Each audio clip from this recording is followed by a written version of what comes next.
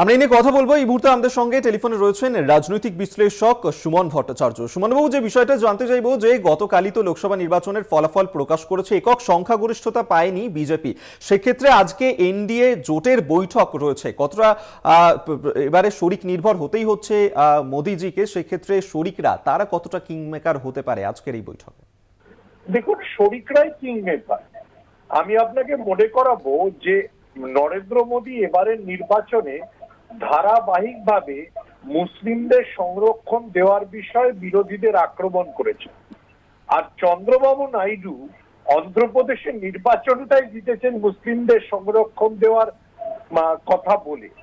আমাদের মনে রাখতে হবে, এর আগে যখন অন্ধ্রপ্রদেশের চন্দ্রবাবু নাইডুর সরকার ক্ষমতায় ছিল তখনও তিনি মুসলিমদের সংরক্ষণ দিয়েছিলেন। এবং চন্দ্রবাবু নাইডু যখন এনডিএ ছেড়ে চলে যান তখন তিনি যে কথাটা বলেছিলেন যে অটল বিহারী বাজপেয়ীর সময় শরিকদের সঙ্গে বিজেপির সংযোগ রক্ষার জন্য প্রমোদ মহাজনের মতো একজন গুরুত্বপূর্ণ ফ্লোর ম্যানেজার ছিলেন। পার্লামেন্ট চালাতে গেলে বা একটা শরিক জোট চালাতে গেলে খুব ইম্পর্টেন্ট ফ্লোর ম্যানেজার থাকা। কিন্তু এই অমিত শাহ নরেন্দ্র মোদীর জমানায় বিজেপির কোনো ফ্লোর ম্যানেজার নেই।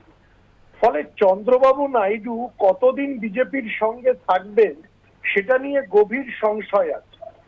আমার এখনো স্পষ্ট মনে আছে, এই চন্দ্রবাবু নাইডু পশ্চিমবঙ্গে বামেদের সঙ্গে ব্রিগেড বৈঠক করে তার এবং বামেদেরও যে সর্বোচ্চ নীতি নির্ধারক কমিটি পলিট ব্যুরো, সে কথা মনে করিয়ে দিয়ে দিল্লিতে ফলাফল বেরোনোর পর অটল বিহারী বাজপেয়ীর সঙ্গে হাত মিলিয়ে নিয়েছিলেন। ফলে চন্দ্রবাবু নাইডু কি করবেন তা কেউ জানে না। আর নীতিশ কুমারের তো উল্টো, নামই হচ্ছে পাল্টুরাম। তিনি আজ সকালে যে বিমানে রওনা হয়েছেন সেই বিমানে তার সহযাত্রী তেজস্বী যাদব। ফলে দিল্লিতে নামার পর নীতিশ কুমার এনডিএর বৈঠকে যাবেন না কার সঙ্গে দেখা করতে যাবেন, কখন তার বিবেক জেগে উঠবে তা কেউ জানে না। ফলে এখন প্রতিটা মুহূর্তই সাসপেন্সের। এবং নরেন্দ্র মোদী অমিত শাহ এতদিন যে ঔদ্ধত্য, একে ডেকে আন ওকে ডেকে আন, এইসব দিয়ে সরকার চালাতো, ওইসব আর চলবে না। ওনাদের কাছে পার্লামেন্টে যা সংখ্যা আছে ইন্ডিয়া জোটের কাছেও তাই সংখ্যা আছে। ফলে নীতিশ চন্দ্রবাবু নাইডু এরা যা যা চাইবেন সেই দাবি পূরণ করেই ওনাদের সরকার চালাতে হবে। অর্থাৎ এখনো পর্যন্ত প্রেডিক্ট করা যাচ্ছে না। সুমন বাবু, আপনার কাছে আরো একটা বিষয় এক্ষেত্রেই জানতে চাইবো যে একদিকে তো ইন্ডিয়ার বৈঠক রয়েছে, পাশাপাশি ইন্ডিয়া জোট তাদেরও আজকে বৈঠক রয়েছে, যারা 233 আসন এই মুহূর্তে পেয়েছে। এবং সেক্ষেত্রে অত্যন্ত আপনি যেমনটা বললেন যে নির্ণায়ক হয়ে দাঁড়িয়েছে এই অন্ধ্রপ্রদেশের চন্দ্রবাবু নাইডু এবং নীতিশ কুমার। আমরা জানি যে শরদ পাওয়ার কোথাও গিয়ে এই জল্পনা হচ্ছিল যে তাদের সঙ্গে কথা বলছেন। সেক্ষেত্রে যদি আজকে চন্দ্রবাবু নাইডু, নীতিশ কুমার তারাই ইন্ডিয়া জোটে যোগ দেন, তাহলে সমীকরণটা ঠিক কতটা পাল্টে যাবে, তাদের কৌশল কি হতে পারে? দেখুন, চন্দ্রবাবু নাইডু যেদিনকে আগের বার এনডিএ ছেড়েছিলেন তার মূল দাবি ছিল যে অন্ধ্রপ্রদেশকে স্পেশাল ইকোনমিক স্ট্যাটাস দিতে হবে, অর্থাৎ অন্ধ্রপ্রদেশের জন্য বিশেষ অর্থনৈতিক প্যাকেজ ঘোষণা করতে হবে। সেটা বিজেপির পক্ষে এবার নতুন সরকার গড়লেও বিজেপির পক্ষে দেওয়াটা খুব কঠিন। কারণ অন্ধ্রপ্রদেশকে স্পেশাল প্যাকেজ দিলে অন্য বিজেপি শাসিত রাজ্যগুলি, এমনকি মধ্যপ্রদেশ বা ধরে নেওয়া যাক মহারাষ্ট্র, যেখানে বিজেপির ফলাফল খুব খারাপ হয়েছে, তারা চেঁচামেচি শুরু করবে। কিন্তু সরকার গড়বার জন্য চন্দ্রবাবু নাইডুকে যে কোনো ধরনের অফার দেওয়াটা শরদ পাওয়ারের কাছে অনেক বেশি সহজ।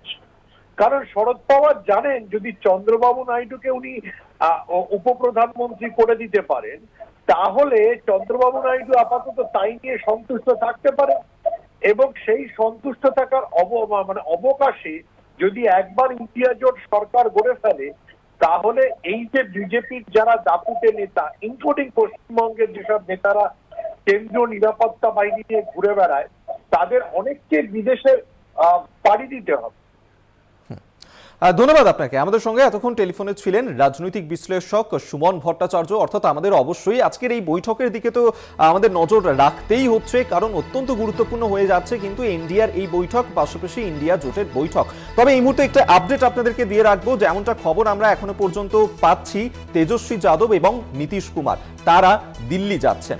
সেই আপডেট এই মুহূর্তে আমাদের সামনে আসছে এবং যেমনটা এখনো পর্যন্ত আমরা জানতে পারছি যে নীতিশ কুমার পাশাপাশি তেজস্বী যাদব তারা এই মুহূর্তে দিল্লি যাচ্ছেন। তবে অত্যন্ত গুরুত্বপূর্ণ হতে চলেছে আজকের এই বৈঠক, কারণ শরিক দল তারাই মূলত নির্ণায়ক ভূমিকা নিতে চলেছেন। সেক্ষেত্রে তাদের কি দাবি থাকবে ইন্ডিয়া জোটের কাছে, কিংবা ইন্ডিয়া জোটের ক্ষেত্রেও তারা কি রণকৌশল নিতে চলেছে, তাদের কি স্ট্র্যাটেজি হতে চলেছে, অবশ্যই সেদিকে আমাদের নজর থাকবে।